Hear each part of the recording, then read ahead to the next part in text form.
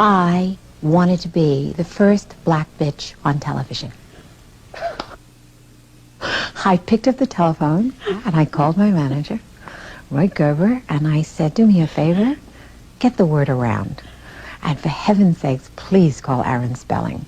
And executive producer Aaron Spelling was receptive.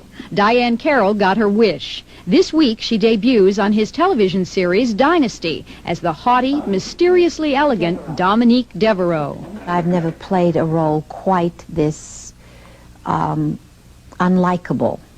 And I like that. I like that very much because I think very often, particularly minorities, it's almost required of them that they are nice people. And I don't want to play a nice person. What's up, everybody? This is Carmine Davis, and you are watching and listening to The Carmine Davis Show. What the fuck is up, bitch? I'm chilling. I'm gonna run this shit down to y'all real quick. So I can get on to doing what I was doing. I hope y'all's week's been great. I've been really cool, chilling, working on some other stuff, and just doing me, boo. I hope you've been doing the same. If you're new to the show, make sure you guys follow, subscribe, rate, and review this podcast. I don't do it for my health, so smash that subscribe button, bitch. Hit the follow button and give me 5 stars because I am a 5-star bitch. Okay, ain't shit changed. The fuck? So, it's a crazy story, right? So, I released a Renaissance audio-only review, right? And I was supposed to shoot a video for it. I talked about it on the show a long time ago. I was supposed to shoot a video for it, but I looked crazy. I was exhausted from ripping and running and all those things. So I just didn't want to re-record it. I had already re-recorded for the podcast that week. And I was like, okay, well, I'm just going to take the audio and release it as a bonus track, right? Child, the beehive has swarmed. But nobody can say that I didn't lie. So I'm interested in hearing what you guys thought about that. I'm here on YouTube. Make sure you guys go and listen to it on Spotify.com. The Carmine Davis Show. It's the Renaissance bonus podcast. Let me know what you guys think about it in the comment section below, or email me, tweet me, twitter.com/Carmine Davis, Instagram.com/Carmine Davis, Instagram.com/Carmine Davis Show. Let me know what you guys think about that. I feel like I was being 100% honest. I don't think that there was a lie at all. I feel like people try to be afraid to keep it real about Beyonce, but I'm not. As a fan, I'm going to tell it like it T.I. is. Everything she does is not perfect. So, this is a good lemon drop. I'm going to have sugar all over my lip. I'm sorry. Let's hop into the show. Our first hot topic is from lovebscott.com, as usual. Diana Jenkins hires 24/7 security after receiving death threats from Real Housewives of Beverly Hills fans. Let me start by saying, if you don't watch Real Housewives of Beverly Hills, you're missing out, okay? And nobody has brought it like Diana Jenkins. Now, one thing I've noticed about the Beverly Hills girls is that when they bring a guest cast member or a new cast member to the show, it's always somebody that's going to bring it. Kathy Hilton was a prime example of these bitches know how to bring a rich white bitch in the mix and start some shit, okay? And Diana Jenkins is every fucking thing, okay? She's rich, she's gorgeous, she's got a young boyfriend, she's got some kids, titties sitting up to her chin, she's very fucking rich, and she's ready to rock. She's ready to rock with all these girls. She's not afraid of, nothing is beneath her. She's ready to address the mess. I feel like she's kind of like the voice at home, too, to a certain extent. She had I'm catching up on, she had an issue with Sutton Strack, which she laid it to Sutton, straight to the point, kept it very real with the bitch. And now, I guess, the girls want her blood. Diana Jenkins has hired around-the-clock security after receiving death threats from Bravo fans this past week. Diana's team of security experts advised her to hire 4 personal bodyguards as they believe credible death threats have been made. A source close to the Real Housewives of Beverly Hills stars tell us. The bodyguards are 24/7, the insiders add. She's taking every precaution she can to protect herself and her family. A portion of Real Housewives of Beverly Hills fans have accused Jenkins of hiring social media bots to post racist comments directed at Garcelle Balvis' 14-year-old son, Jax. Oh, hell no. The Bosnia native 49 shut down such speculations in a Friday Instagram post while also claiming that her detractors are currently threatening her life and the lives of her loved ones. I have been accused of instigating the hateful and inexcusable cyberbullying of Garcelle's son. Nothing could be further from the truth. I have stood for human rights my whole life. There is no place for hate in this world, she wrote. To those people who have been attacking my family and threatening our lives, you are also spreading the hate and creating fear. The mom of three, who shares her son, Ennis, 22, her daughter, Inya, 19, and her ex-husband, Roger Jenkins, and daughter, Alayana, 2, with her fiance, Asher Monroe, concluded, please stop. Earlier this week, Jax posted several of the comments he received from Instagram users as his mother's feud with co-stars, namely Jenkins, Lisa Rinna, and Erica Jane, played on Beverly Hills Online. I'm a fucking 14-year-old, leave me alone, please. He captioned a video that showcased all the comments that called the Balvis family immigrants and accused his mom of using race. You'd have your neck kneeled on if it weren't for your white daddy, Michael Nyland. Tell your mom to leave Diana alone or you'll deal with us. One shocking message read, Jenkins' friend Rinna, 59, and Jane, 51, have also accused of hiring bots to attack Jax, which the later two vehemently denied as well. I can't believe I even have to clarify this, but I did not hire bots to attack Jax. Rena wrote on her Instagram story Friday, please stop the accusations and threats. Jane added to her own story, I did not hire bots to attack Jax. The Pretty Mess singer also claimed that she tried apologizing to Jax after she drunkenly told him to get the fuck out of Balvis' 55th birthday party in a July episode. I want everyone to know this, she wrote, when I apologized to Garcelle for yelling at Jax, I also told her I would apologize to him in person, but that did not make the edit. All the women have saw me do this. Jane previously told the Coming to America actress that she took full responsibility for shit-talking and threatening the kids like they were adults, referring to Jackson, his twin Jade. But I will say this, it did not come from a bad place. It wasn't vicious. It was just wrong, she added. Amid the current hate lobs at Jax, the Real Housewives of Beverly Hills cast, including Jenkins, Jane, and Rinna, posted a statement Bravo released condemning the comments. We are shocked and appalled after social comments directed at Garcelle's son. The statement read, we urge our viewers and social media followers to refrain from targeting our cast and their families with harmful rhetoric. Jax also spoke out on comments via his mother's Instagram story on Wednesday and pleaded to be treated like a normal kid as he did not sign up for the show or have nothing to do with the show's drama. Balvis has since expressed appreciation to those who have shared public support for her and Jax. Just want to say a heartfelt thank you to everyone that who have been supportive of Jax and me, and it means the world to us, she tweeted on Wednesday. It would be nice if she offered to provide security for Jax, considering he's also been getting some pretty heinous messages. I agree, because Diana can afford it.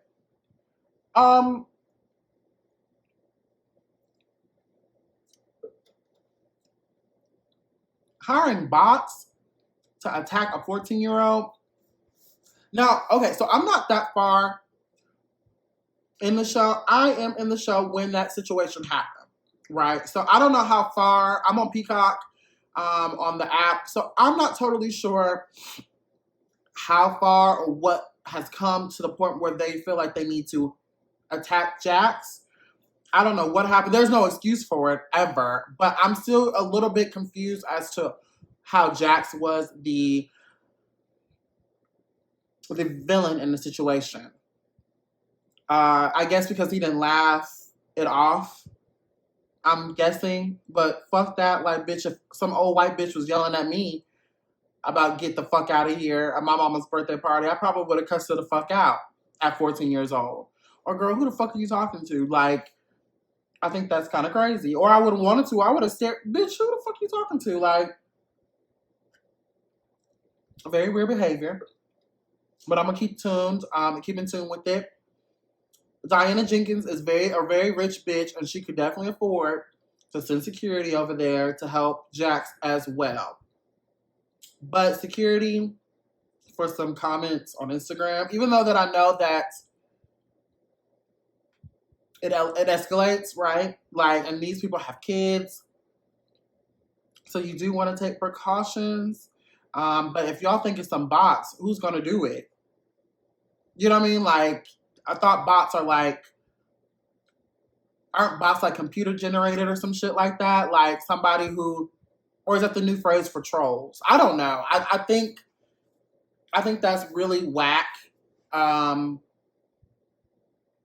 whole thing is whack. If you would hire some bots to attack a 14-year-old child, if something is wrong with you. I also think that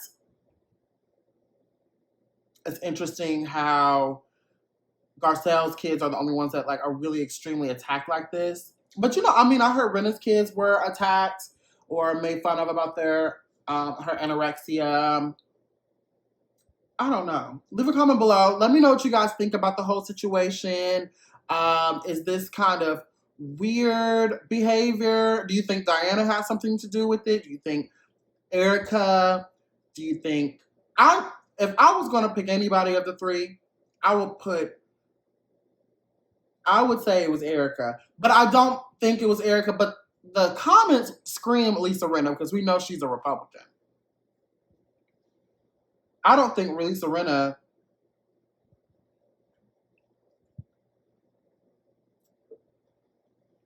I don't know. She's giving All Lives Matter vibes. You know, I like Lisa Rinna, but I just have a vibe about her. Like, I don't know. But I know that you don't fuck with Erica. I do know that. So I don't know if maybe her fans are doing it, but you don't fuck with Erica Jane and not feel the pressure. So it could be either one of those girls. I don't think Diana Jenkins has the time. I feel like you couldn't explain to her how to work bots to attack a 14-year-old. I don't think so. Nothing about this situation or nothing that Diana has done is giving me bully, especially a 14-year-old. So, I don't know. Leave a comment below. Do you think Diana Jenkins did it? Do you think Erica did it? Do you think it could have been Rinna? Do you think Garcelle could have did it to get some more media attention? Like, what do you think? Comment below. Tap in with me. Let me know what y'all think. And we're going to move on to the next hot topic. Before we do, we had a Twitter topic. Speaking of the Housewives franchise, the Housewives universe, like I call it, we had a Twitter poll last week about Real Housewives of Potomac stars Robin Dixon and Juan Dixon about Michael Darby and her. Well, okay, Michael Darby having an arrangement with Juan Dixon. So I asked, do you believe Real Housewives of Potomac's Juan Dixon and Michael Darby have an arrangement? 57% said absolutely. So I'm excited to see how that's going to play out in Real Housewives of Potomac. I love the Housewives franchise. It's everything to me. The Housewives universe. We're going to keep watching. Leave that kid alone. Maybe y'all could, if y'all want to do some bot work, send that Oliver, her son, my number. Like, all y'all should just turn. Like, I wish I could control the bots and have them all like, boom, like realign and go right back. Take all that energy into Oliver's number and all his Instagram comments and put my number. Bitch, call the doll. Call the doll. Call the doll. Check your inbox. Like, bitch, because Oliver is fine. But we're going to move on. And speaking of 14-year-olds, this next hot topic is from LovelySky.com. R. Kelly's daughter, Joanne Kelly, blamed father's controversy for stalled music career. Okay. The scandals that have followed R. Kelly for decades do not just affect the singer and those actively involved in those cases. Kelly's family, including his ex-wife and children, have also found themselves on the receiving end of the backlash from people who accuse them of hiding his secrets. Oh, wow. R. Kelly's daughter, Joanne Kelly, believes her music career has struggled as her father has become increasingly embroiled in public controversy. The 24-year-old singer goes by the stage name of Buku Abi, but the moniker has done little to shield her from the scrutiny of the disgraced singer. For over a decade, the aspiring artist has been trying to secure a record deal to no avail. She claims that when the things finally seem to be going in her favor, she ends up back at square one. While speaking with radio personality Ryan Cameron, the singer said her father's tarnished image has cost her major career opportunities. When asked directly if she had been turned down because of the familial association, she said absolutely, simply based off of my last name. Wow. With her mother, Andrea Kelly, by her side, Joanne continued to explain how deep her love for music goes. I think for me, especially for people who don't know me, like my music is my first passion. Like I love music. I'm a singer-songwriter. I love music. The Swift artist further shared that she began songwriting at the age of 13, and for the past 11 years, she has been trying to step out of R. Kelly's shadow. I've been trying to get into the music business, trying to get into the industry, and all those years, it's either been you're getting it because of who your dad is, or you're not getting it because of who your dad is. I've been this close to a record deal, and when they found out who I was, it got swiped away, she explained. In June 2022, R. Kelly was sentenced to 30 years in prison. Last year, he was convicted of multiple charges, including sexual exploitation of a child, racketeering, bribery, and sex trafficking. R. Kelly, 50, is currently on trial in Chicago. And we're going to be tapping into that. R. Kelly, we talk about R. Kelly every time someone comes up with R. Kelly. We followed the court case on the Seems Like You're Ready saga on season 2 of the Carmine Davis show. R. Kelly is a fixture around here because of the magnitude of what he is, what he was, and what he's become, right? I think with R. Kelly and everything that he has done in his career, the highs, the lows, R. Kelly will always be an icon. In infamy, sure, absolutely.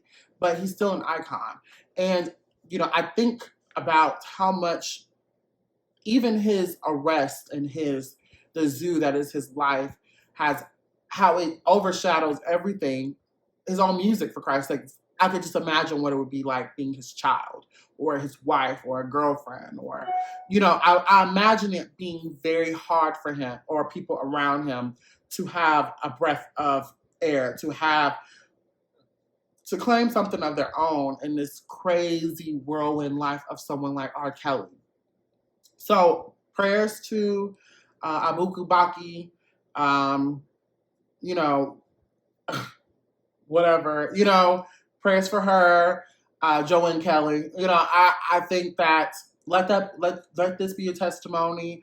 Keep saying what's going on with you. I'm gonna pray for her. I think we should pray for her. I personally think,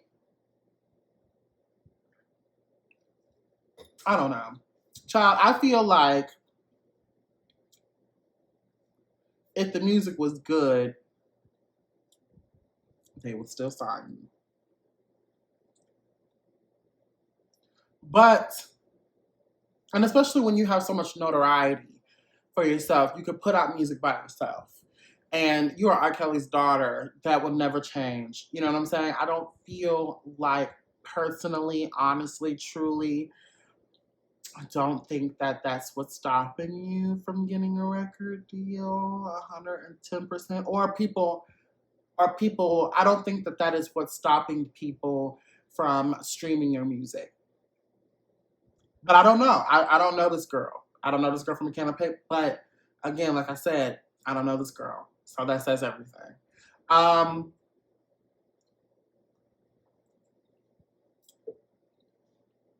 Maybe that'll be the hot topic this week. No, it's not, because I don't care that much. The Twitter poll this week, I don't think it's going to be that. Let's keep it moving. Leave a comment below. I'm sorry. Leave a comment below if you think that this is a possible thing that has stalled her career? Do you think she's not looking at it the right way? Is she making a little bit of an excuse as to why nobody wants to hear Biko Baki? You know, comment below. All right, the next hot topic is from LovelyScott.com. Crystal Renee says that there is no chance that she's getting back with Neo. I have some tea on this, but I'm going to keep it to myself, right? Just know that Atlanta's pretty small, right? I do know a few people who know people. I work really hard not to be messy on the show, even though sometimes it slips out. I might be telling people's business sometimes, but I ain't going to say no names, right? These people know who they are. If they listen to the show, you know, that if I brought up some crazy situation for an example or something like that, girl, I'm sorry. It's the lights, it's the camera. I don't know what it's the mic. Like, it might be the lemon drops sometimes, but y'all are my family, right? I'm gonna tell y'all as much as I can to let y'all know what's up, because I keep it 1,000. But I could keep it 1,000,000 if I started telling people's business, and I'm not doing that, right? I gotta eat with these bitches. I gotta work with these girls. So I can't tell you everything, but just know that as I drop this drop, okay? Neo and his strange wife, Crystal Renee, are done for real this time. So says Crystal, who was seen with a naked ring finger shortly after filing for divorce. Crystal Renee insists the chances of her reconciling with her estranged husband, Neo, are non-existent. There are no chances, she told an inquiring TMZ paparazzi outside Los Angeles International Airport on Friday. Certain things can't be forgiven, but God will forgive, and one day so will I, she added, explaining that she feels the Christian in her has to forgive one day. Renee, who appeared upbeat and ringless in the clip, noted that the two are moving on to better lives. As for whether that involves her dating again, she shrugged and replied, only God knows. Girl, you about to go out. Crystal girl. Earlier this month, the model 36 filed for divorce from the singer 42, alleging he had recently fathered a child with his paramour amid previous infidelity claims. Renee listed the pair's date of separation as July 22nd and called their marriage irretrievably broken with no hope of reconciliation. She and the Grammy winner, real name Shafar Shamir Smith, first wed in February 2016. The on-again, off-again couple divorced 2 years later, but married again the past April. Together, they have 3 children, Shafir, Roman, and Isabel. Neo is also dad to Madeline and Mason from previous relationships with Moneta Shaw. In her August 1st divorce filing, Renee requested primary physical custody as well as joint legal custody of their kids. One day prior to filing, the heartbroken and disgusted model accused the R&B crooner of cheating in a lengthy Instagram post, calling him a narcissist and referring to their time together as 8 years of lies and deception. I was going to call him a narcissist. I always find it a red flag when a man names their child after them. Who still does that? Shafar, like, I think that is a sign of narcissism.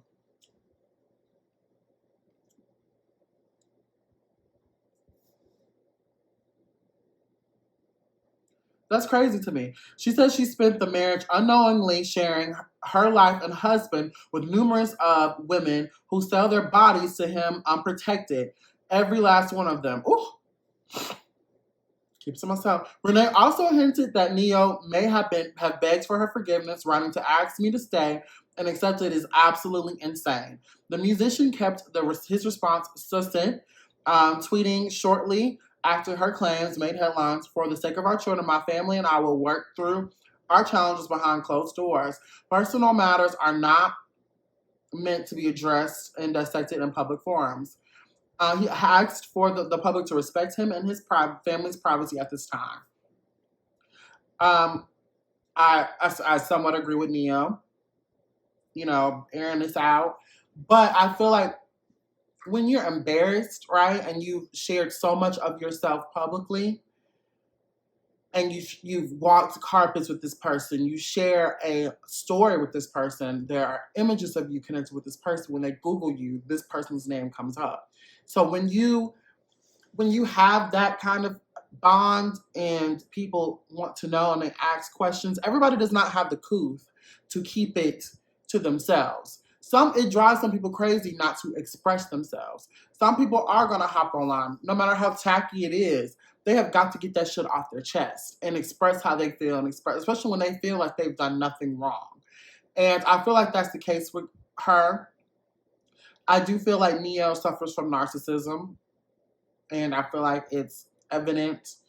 The prostitutes, all those things, even a little bit that I know, about Neo. I do think that we talk about powerful men a lot on the show, and I always tell people that this show is pro-Black, pro-gay, pro-woman. So there are 3 of those at play here, and so I will wish all of them well. That's going to be a new Twitter poll. Do you guys think that Chris Lee, what's that baby's name? Do you guys think that Crystal Renee and Neo will make amends? Do you guys think that it's a deuce? Tweet me, twitter.com/Carmine Davis, Instagram.com/Carmine Davis, Instagram.com/Carmine Davis Show. Leave a comment below. Do y'all think that this is something that they can go and look past? Maybe? Possibly? If y'all knew what I knew, I feel like